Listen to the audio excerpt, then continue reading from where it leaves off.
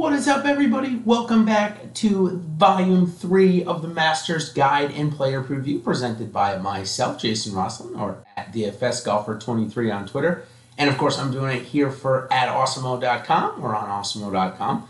Again, we're going through all of the players that are going to be competing in the Masters. That's going to start in just one day. And I mean Masters Week starting in just one day. Of course, we'll have balls in the air and tee off on Thursday. So just in 5 short days, the best week of the will be upon us. As you guys can tell, I'm just a tad bit excited, so thanks for coming and joining me here for the 3rd edition, as we're going to learn about 15 more golfers today.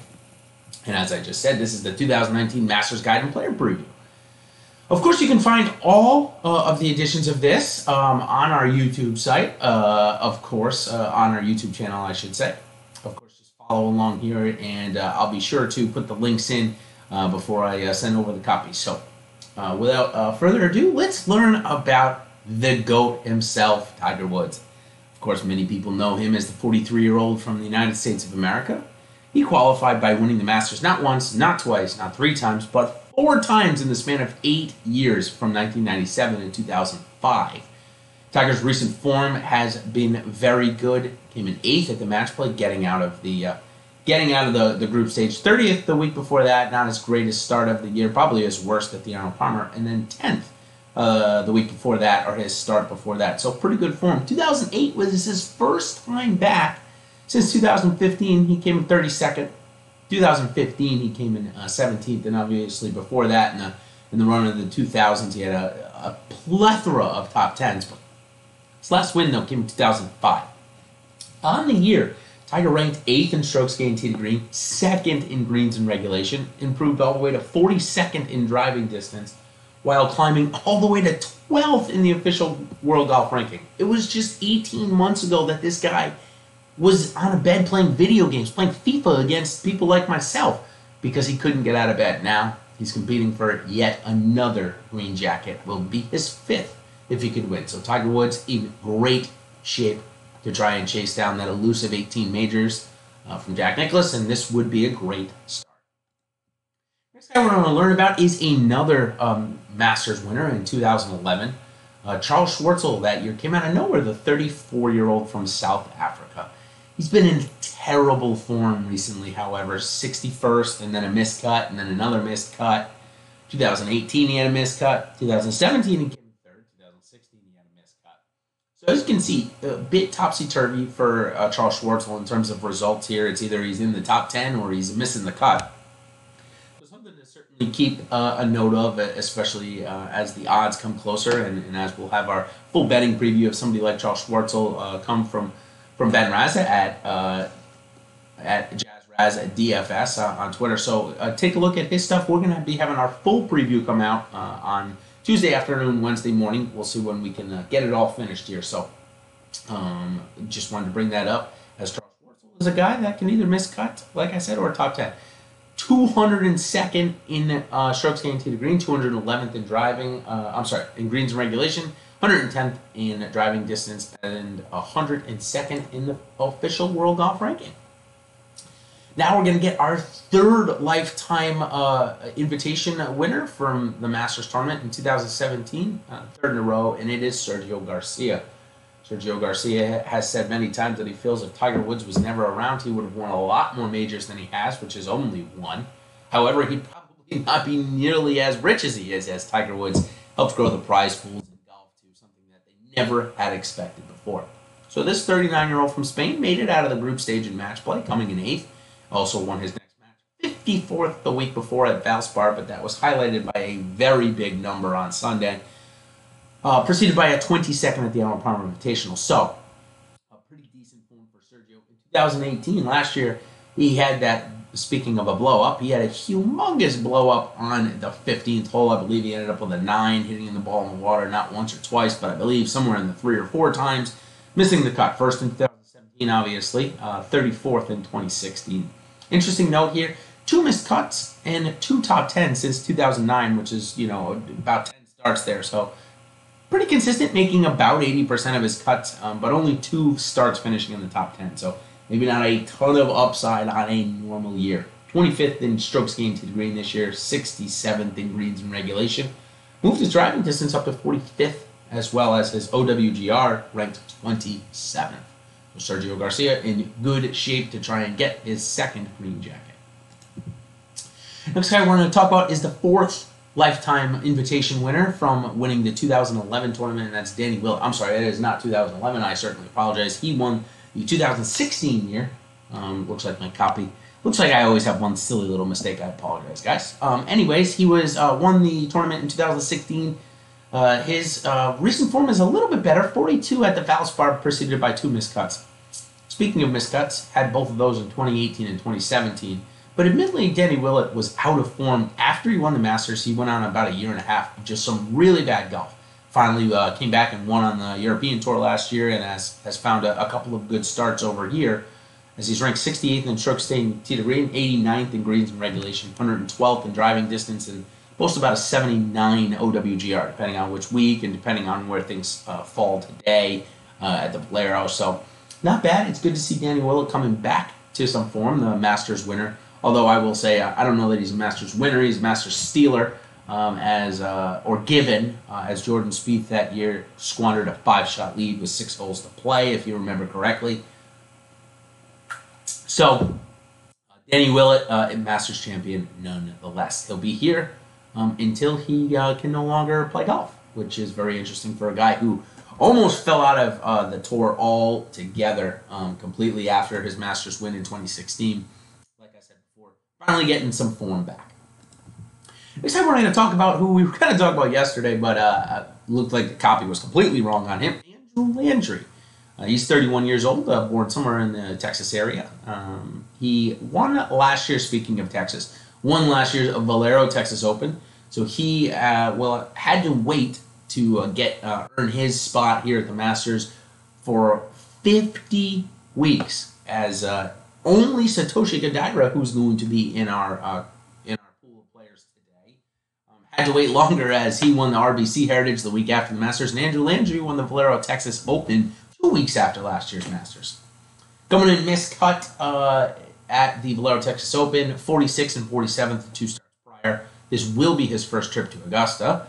And strokes gained tee to green, 131st on the year, 89th in greens and regulation. He puts the ball in the fairway and does not hit it for distance, ranked 178th on tour, and is 121st in the official World Golf Ranking.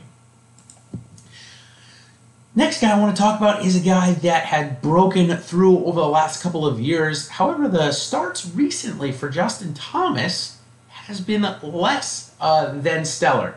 He's 25 years old from the United States of America. He qualified by a variety of ways, but the number one way that he qualified by is the PGA champion from 2017, which is number 4 on that mark. So recent form, as I said, 64th, 35th, and 30th, so just not great. Masters form has gotten better each of the 3 years that he started. Started in the 39th, made the cut in 2016, 22nd in 2017, followed by a 17th in 2018. So starts are getting better for Justin Thomas here around Magnolia Lane, trying to match one of his childhood best friends, Jordan Spieth, who obviously is a little bit more superior in terms of course history, and we'll learn about him in this player pool today as well. So statistically, 3rd in strokes gained tee to green on the year, 17th in greens and regulation. Driving distance, however, is down a little bit, and again, that could be due to the starts that he's played and the courses that he's played at, as we saw Dustin Johnson, who could be the longest on tour, was not ranked inside the top 10 yet this year. So 5th official World Golf Ranking for Justin Thomas, and can certainly climb here with a win this upcoming week and a green jacket. So see if Justin Thomas can break inside the top 10 for the first time in his career at the Masters, of course. Okay, guy that I mentioned earlier, we'd be talking about Satoshi Kodaira. He was the winner of the RBC Heritage, like I mentioned, the week after the Masters, where he did come in 28th the week before. He is here because he, like I said, he won the RBC Heritage. But he got the invitation last year, just a special invitation from playing so well on the Japanese tour, the Masters, and we'll find out about his counterpart coming up here soon, who got that invitation this year. But anyways, speaking of Satoshi, a 29-year-old from Japan, 204th in strokes gained tee to green, 140th in greens and regulation, 191 in driving distance, so obviously does all of his damage by putting the ball in the fairway. 65th in the official World Golf Ranking. Admittedly, he has struggled on the PGA Tour since that win. 64th at the match play, so he didn't get out of group stage. 37th, though, at the Valspar, so better, as Valspar is similar setup to this golf course with the tree-lined fairways and not that much rough. So let's see if Sadoshi can make his second straight cut here at Augusta this week. Next, we're going to talk about Emiliano Grillo, the young man from Argentina, 26 years old. He qualified by the 17th of 18 official qualities, qualifications, I should say, not qualities, as he was in the top 50 in the official World Golf Ranking for the previous season. He also did not get out of group stage at match play, so he came in 64th. Week before that, 26th, and a week before that, a missed cut, so maybe a little bit up and down. He did not make the Masters in 2018, but in 2017 and 16, made the cut in both of them and came in 17th in his initial start here back in 2016 when his game was really in form. And as you can see this year, statistically, his game seems to be in pretty good form, ranking 31st in strokes gained to the green, 26th in greens in regulation, 59th in driving distance, which helps him get all the way up to 56th in the official World Golf Ranking at this point. Obviously, at the start of the calendar year, he was inside of that number and has dropped just a little bit. So as you can tell, his play probably not quite up to, or the results, I should say, not quite up to what he was looking for, and that's always hindered by his flat stick, his putter. He's just not a very good putter. However, maybe that'll subside here on the greens at Augusta this week. Next guy we're going to talk about is the only guy from Fiji to ever win a Masters tournament. I think that's probably a pretty safe assumption to make at this point, as Vijay Singh is coming to Augusta yet again. He's missed 4 cuts and made 6 cuts since 2009 here. So 60%, not bad for a 56-year-old, but he's actually been in some pretty good form.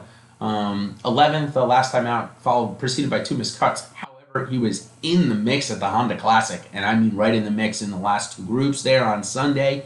Then played pretty well the next week, but ended up missing the cut on the number at the Arnold Palmer. So Vijay Singh seems to be in pretty good form. Obviously, he plays all of his golf on the Champions Tour now, so no statistical data for him. However, Vijay Singh could be an interesting guy to at least get through the cut and be maybe towards the top 25 or 30 by the time Sunday rolls around. But the form, coming out and competing with the best of them at the Honda Classic, would showcase at least that he's semi there, and of course he knows his way around here, winning the 2000 Masters. Next, we're going to talk about the Swede, the tall Swede, Henrik Stenson, 43 years old. He gets here by a number of qualifications, but the top one was the British Open win in 2016. And funny enough, the British Open champion, that's exactly what it says on the Masters website still, even though the tournament itself is calling it the Open Championship. Well, not Augusta, they're still calling it the British Open, as I am. To be honest with you, it's just part of my vocabulary at this point. He made it out of group stage, though lost to Lucas Beauregard in the round of 16. A week before that at the Valspar, he came in 24th. So coming in what seems to be pretty good form, preceded by a missed cut there. 2018 came 5th. 2017 he had a missed cut.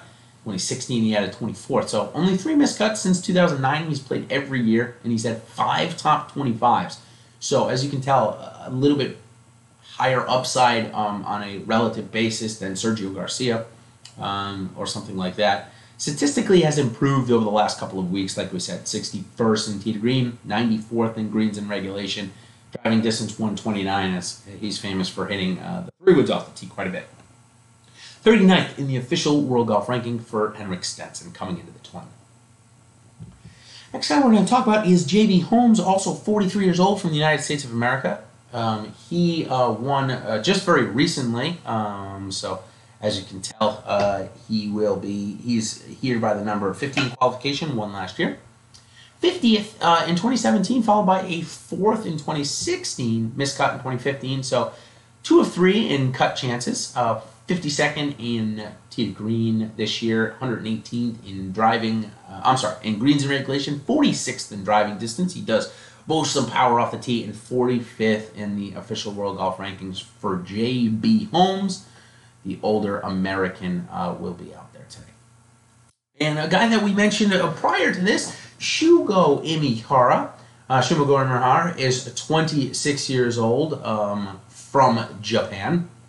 And this is one where the Masters Committee, at its discretion, and I took this right from the Masters website, at its discretion also invites international players that are not otherwise qualified. Shugo Uemura gets that no, just like his predecessor we talked about earlier, Satoshi Kotaira, did last year.